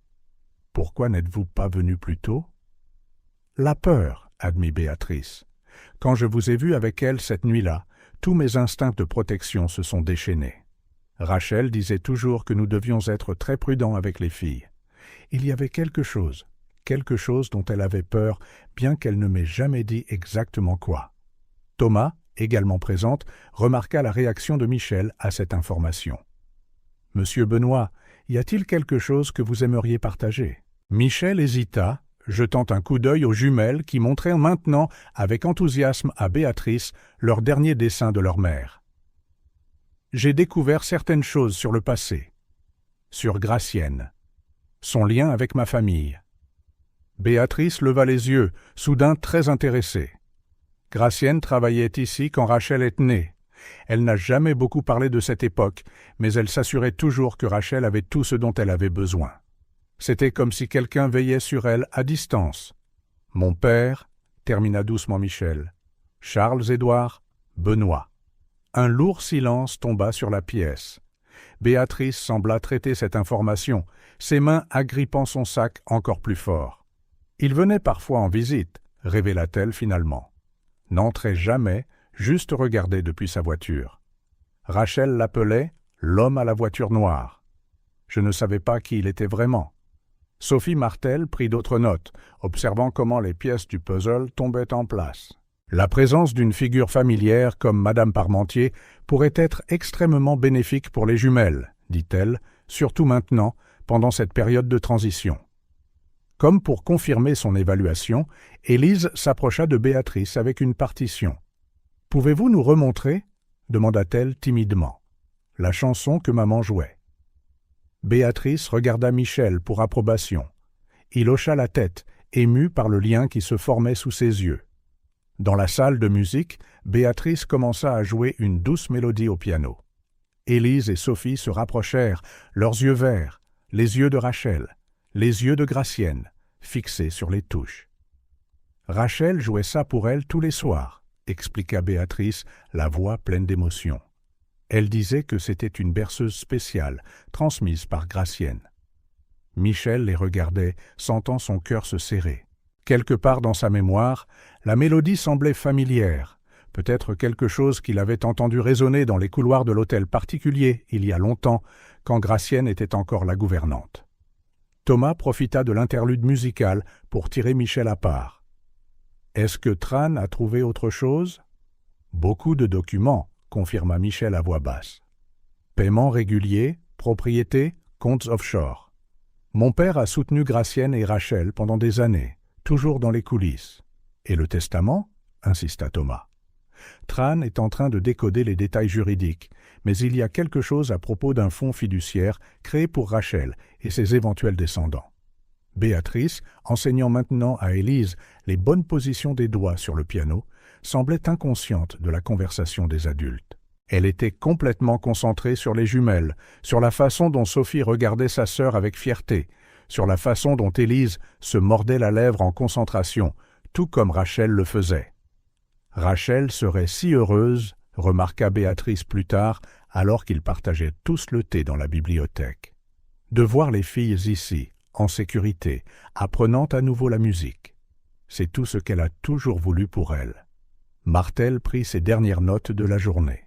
La présence de Madame Parmentier fournit un lien crucial avec le passé des jumelles, offrant une continuité émotionnelle et des souvenirs positifs de leur mère. Son inclusion dans le cercle de soutien des enfants est fortement recommandée. Alors que l'après-midi avançait, Béatrice partagea d'autres histoires sur Rachel et les jumelles.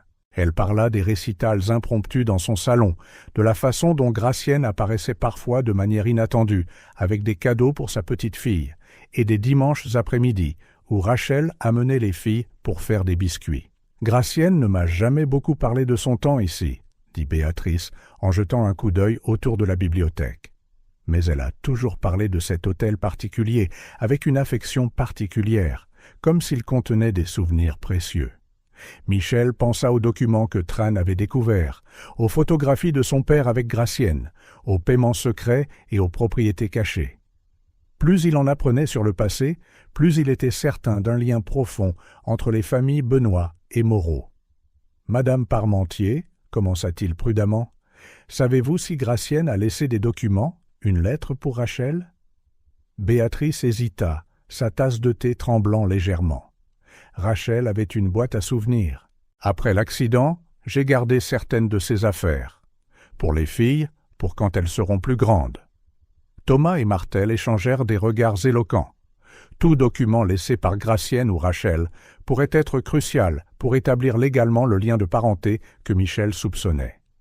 Au piano, Élise réussit à jouer les premières notes de la berceuse. Sophie applaudit avec enthousiasme, et pendant un instant, leur sourire ressemblait si étroitement à celui de Rachel que Béatrice dut retenir ses larmes. « Êtes-vous sûr de vouloir continuer à creuser ?» demanda Thomas à Michel à voix basse. « Certaines vérités peuvent être douloureuses. » Michel regarda les jumelles, maintenant entièrement à l'aise avec Béatrice, partageant des histoires et des souvenirs de leur mère. « Je dois savoir, dit-il, pour elles, pour pouvoir les protéger complètement. » Béatrice rangea ses photographies dans son sac, à l'exception d'une qu'elle tendit à Michel. Gracienne et Rachel, dans le jardin de Béatrice, toutes deux souriant à l'appareil photo, leurs yeux verts, brillants au soleil. Rachel disait toujours qu'il y avait un ange gardien qui veillait sur elle, remarqua doucement Béatrice. Je pense que maintenant nous savons qui c'était. Quand Béatrice dit enfin au revoir, promettant de revenir le lendemain pour d'autres leçons de piano, les jumelles semblaient plus calmes, plus connectées à leur passé. Élise et Sophie l'enlacèrent longuement, comme si elles avaient peur qu'elle ne disparaisse aussi. « J'apporterai des cookies au chocolat », promit Béatrice en leur embrassant le haut de la tête. « Et d'autres histoires sur votre maman. » Thomas raccompagna Béatrice chez elle, posant quelques questions supplémentaires sur Rachel et Gracienne. Martel termina son rapport, recommandant fortement que Béatrice soit incluse dans la routine des jumelles. Michel resta à l'hôtel particulier, regardant les jumelles s'exercer aux notes qu'elles avaient apprises au piano. La vieille berceuse résonnait dans les couloirs, réveillant des souvenirs endormis de sa propre enfance. Dans son bureau, le téléphone sonna. C'était encore Tran. « J'ai trouvé le testament de Gracienne », annonça-t-il, « et il y a quelque chose que vous devez voir immédiatement. » Michel regarda le portrait de son père sur le mur, la photographie de Gracienne et Rachel dans ses mains, et les jumelles toujours concentrées sur le piano. Combien de secrets cet hôtel particulier détenait-il encore? Quelle était la véritable étendue du lien Benoît-Moreau? La neige continuait de tomber doucement à l'extérieur, recouvrant la ville de son manteau blanc. Dans la maison voisine, Béatrice Parmentier dormait enfin en paix, sachant que ses petites étaient en sécurité. Au commissariat, Thomas relisait ses notes, reliant les points et formant des théories. Et dans l'hôtel particulier Benoît, 2 petites filles jouaient une vieille berceuse, leurs doigts trouvant dans les touches du piano un chemin de retour à leurs racines, à la musique qui coulait dans leurs veines, un héritage d'amour transmis de Gracienne à Rachel et maintenant à elle.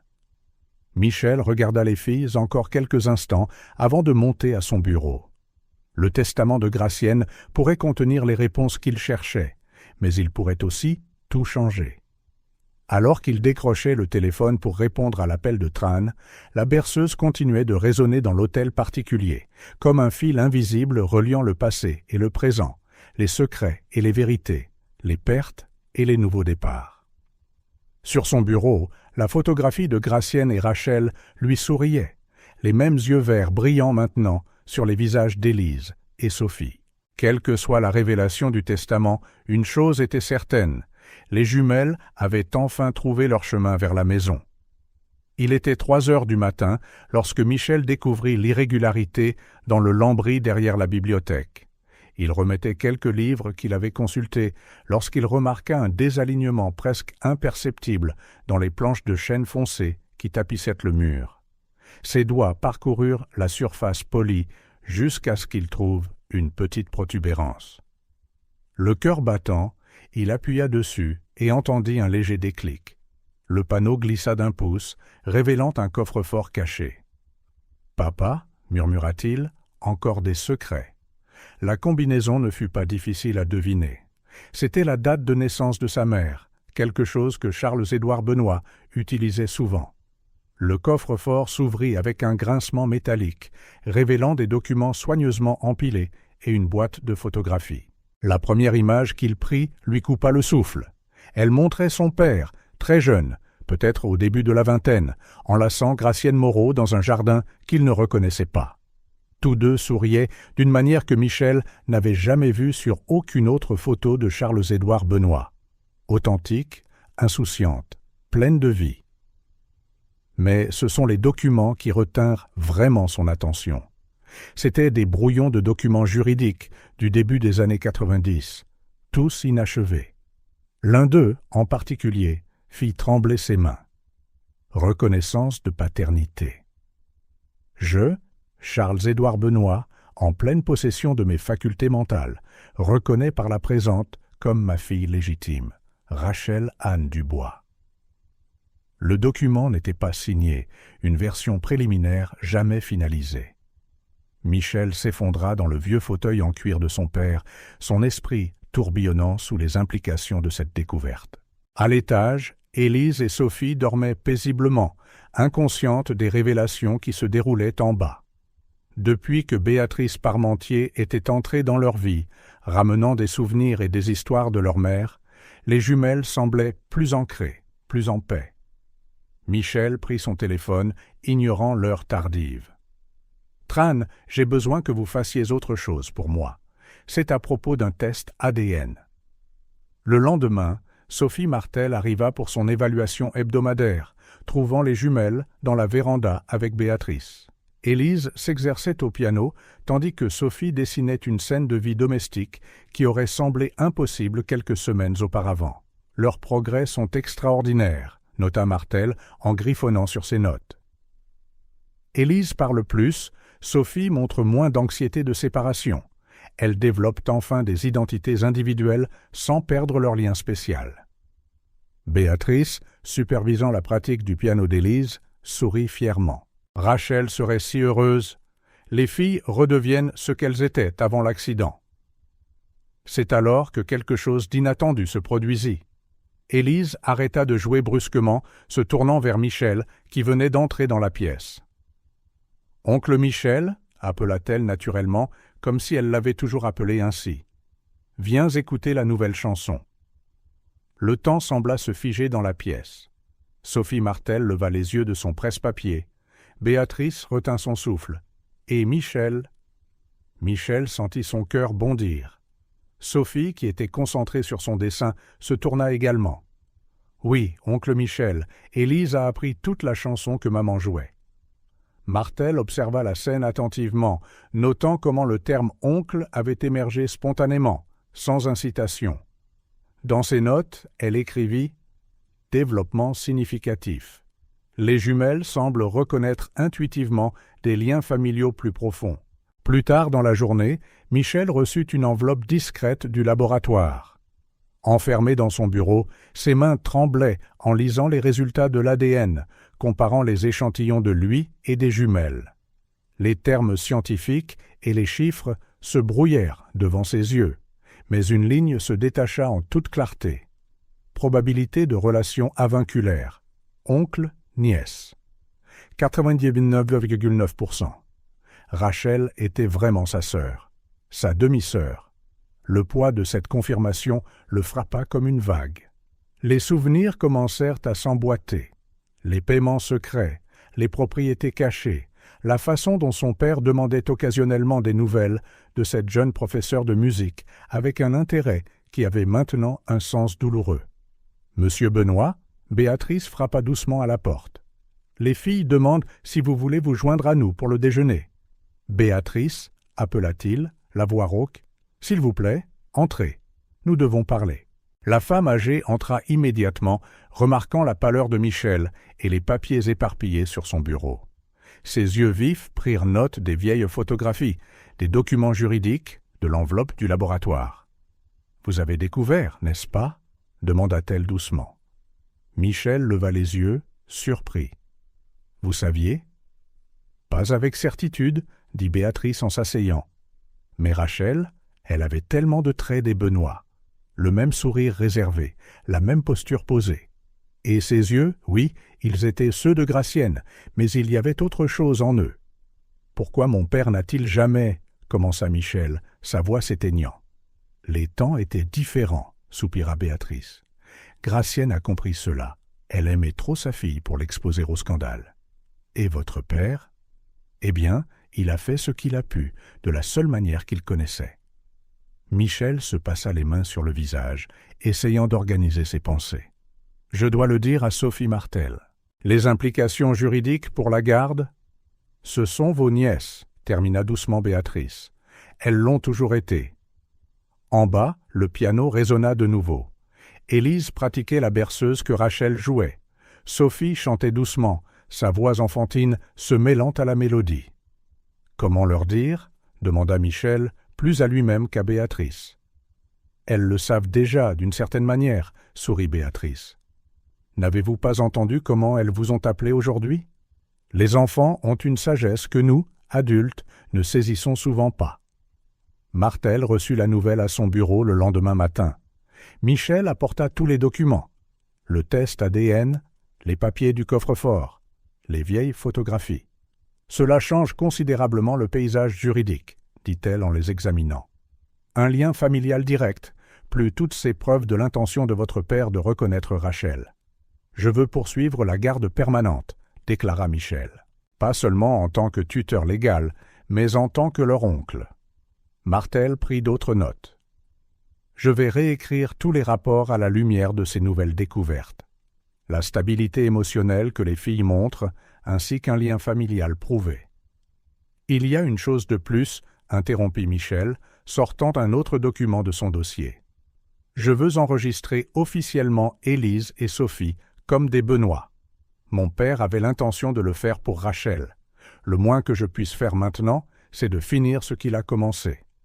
La nouvelle se répandit rapidement parmi le petit cercle impliqué dans l'affaire.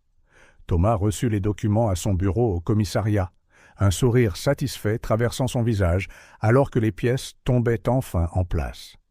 Béatrice pleura lorsque Michel lui montra les résultats de l'ADN, non pas de surprise, mais de soulagement. Rachel a toujours senti qu'il y avait quelque chose de spécial dans ses origines, dit-elle. Mais la chose la plus importante pour elle était de protéger les filles, de leur donner une vie normale. Les jumelles elles-mêmes semblèrent accepter la nouvelle avec la sagesse particulière d'un enfant.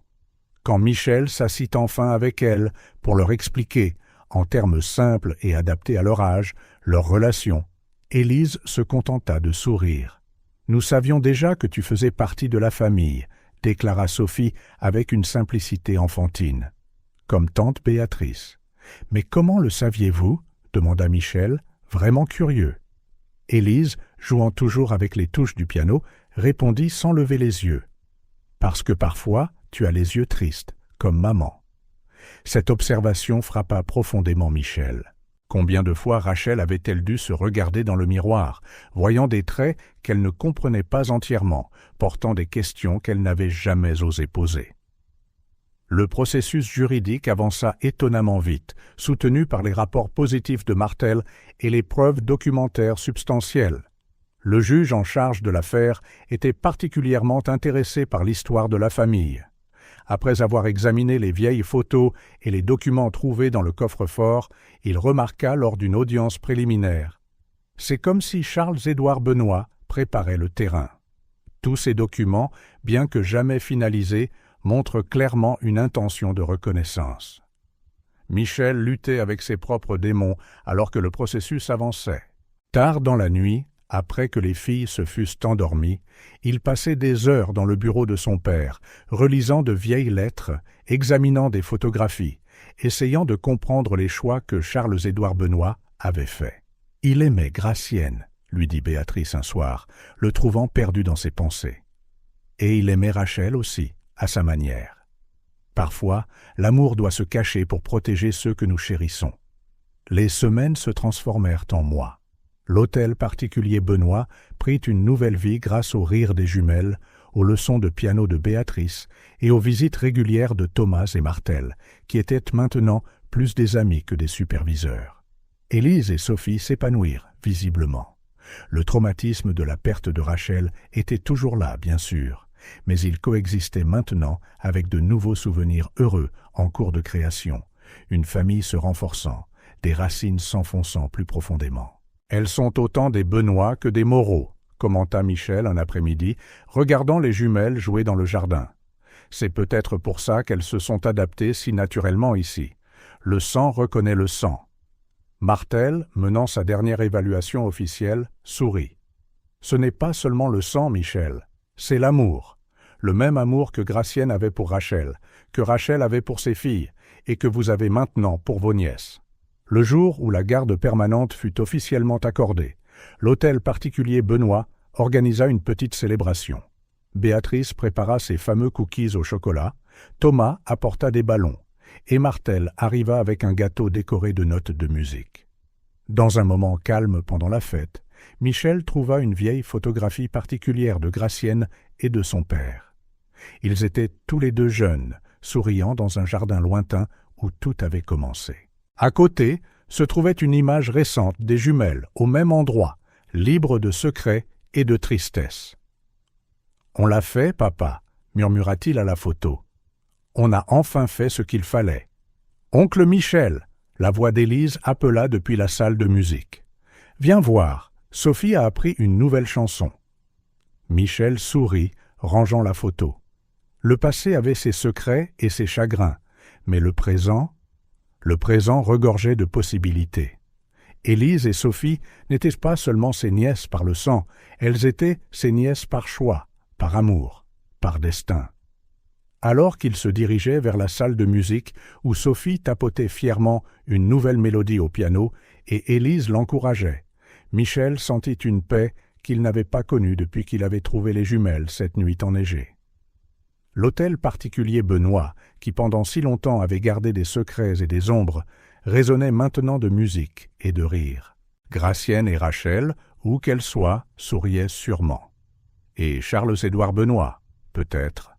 Peut-être qu'il trouvait enfin le repos, sachant que son fils avait terminé ce qu'il n'avait pas pu faire de son vivant.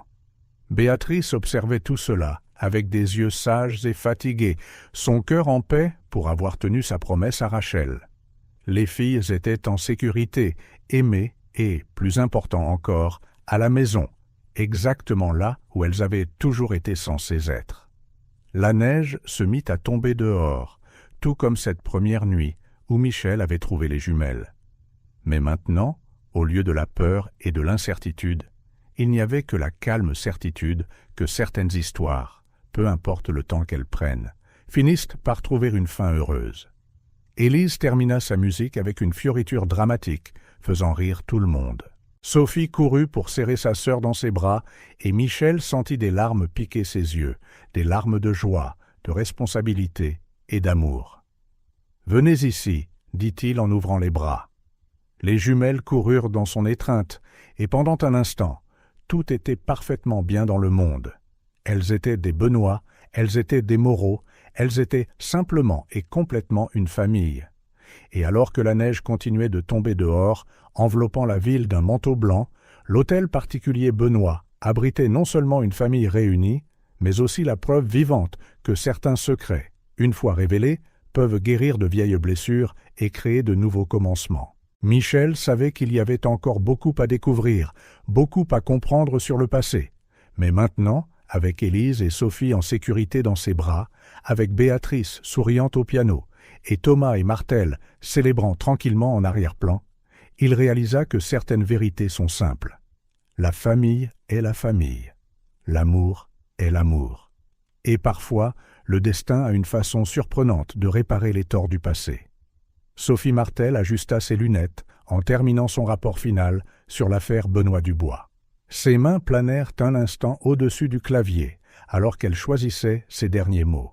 Après une année d'observation intensive et de suivi régulier, il ne fait aucun doute que l'octroi de la garde permanente à M. Michel Benoît était non seulement approprié, mais providentiel. Élise et Sophie Benoît Dubois présentent un développement exceptionnel dans tous les aspects, émotionnel, social et académique. Le lien familial établi, renforcé par la découverte de leur véritable relation, a créé un environnement de croissance et de guérison qui surpasse toutes les attentes professionnelles. Elle fit une pause, un doux sourire aux lèvres, en se remémorant la transformation dont elle avait été témoin au cours de l'année écoulée. Elle continua à taper. L'hôtel particulier Benoît, autrefois symbole de secrets de famille et de douleurs refoulées, est devenu un véritable foyer où l'héritage de Rachel Dubois et de Gracienne Moreau est honoré et célébré quotidiennement. La présence constante de Madame Béatrice Parmentier en tant que figure grand-maternelle et lien vital avec le passé des filles a été essentielle à leur guérison et à leur adaptation. Le son de rires enfantins flotta à travers sa fenêtre ouverte. Les jumelles arrivaient pour la célébration de leur 6e anniversaire, qui coïncidait avec la finalisation officielle du processus d'adoption. L'hôtel particulier Benoît était méconnaissable. Des ballons colorés dansaient dans la brise d'été, des rubans s'enroulaient autour des colonnes de l'entrée, et une immense bannière déclarait « Joyeux anniversaire, Élise et Sophie. Bienvenue officiellement dans la famille Benoît. » Béatrice était arrivée tôt, supervisant les derniers détails de la décoration avec le même dévouement qu'elle accordait à tout ce qui concernait les jumelles. Sa main ridée arrangeait soigneusement des photographies dans la nouvelle salle des souvenirs, un espace spécial que Michel avait créé pour préserver l'histoire des familles Moreau et Benoît. « Parfait !» murmura-t-elle en ajustant une photo de Rachel au piano avec Gracienne à ses côtés. À côté se trouvait une photo récente d'Élise dans la même position, Sophie à ses côtés, leurs sourires identiques à celui de leur mère. Michel observait les préparatifs depuis son bureau, où il finalisait les derniers documents pour la Fondation Rachel et Gracienne Benoît Dubois. L'organisation, créée avec une partie de son héritage personnel, visait à aider les familles dans des situations similaires. Orphelins aux parents inconnus, familles séparées par des circonstances indépendantes de leur volonté. « Oncle Michel ?»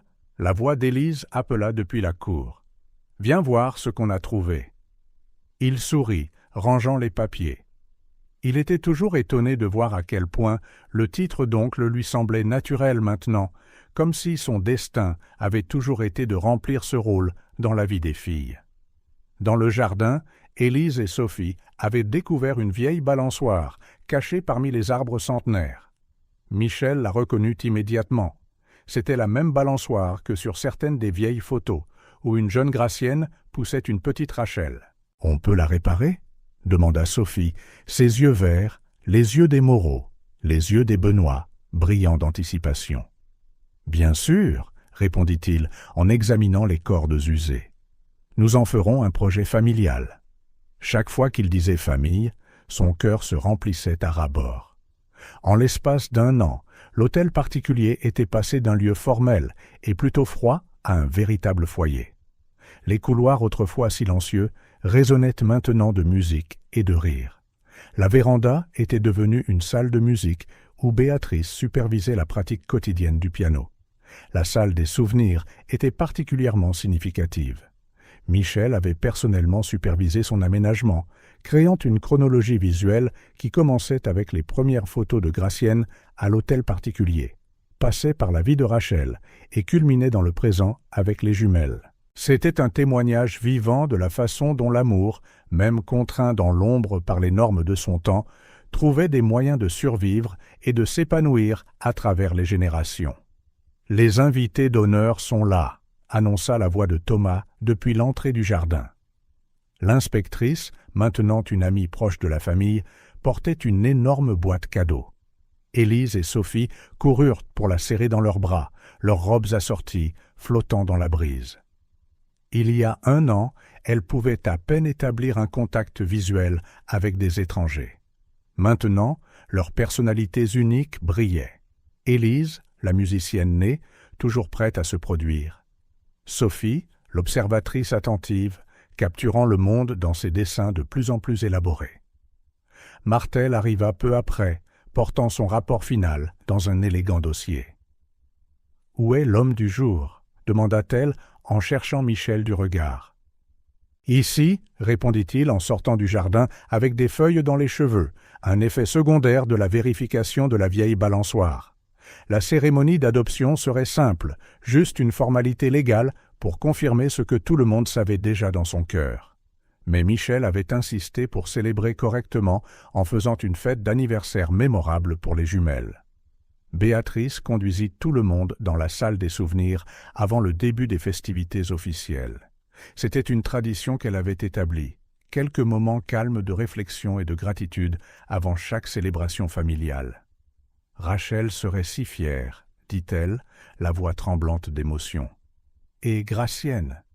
Eh bien, Gracienne a toujours su que ce jour viendrait, d'une manière ou d'une autre.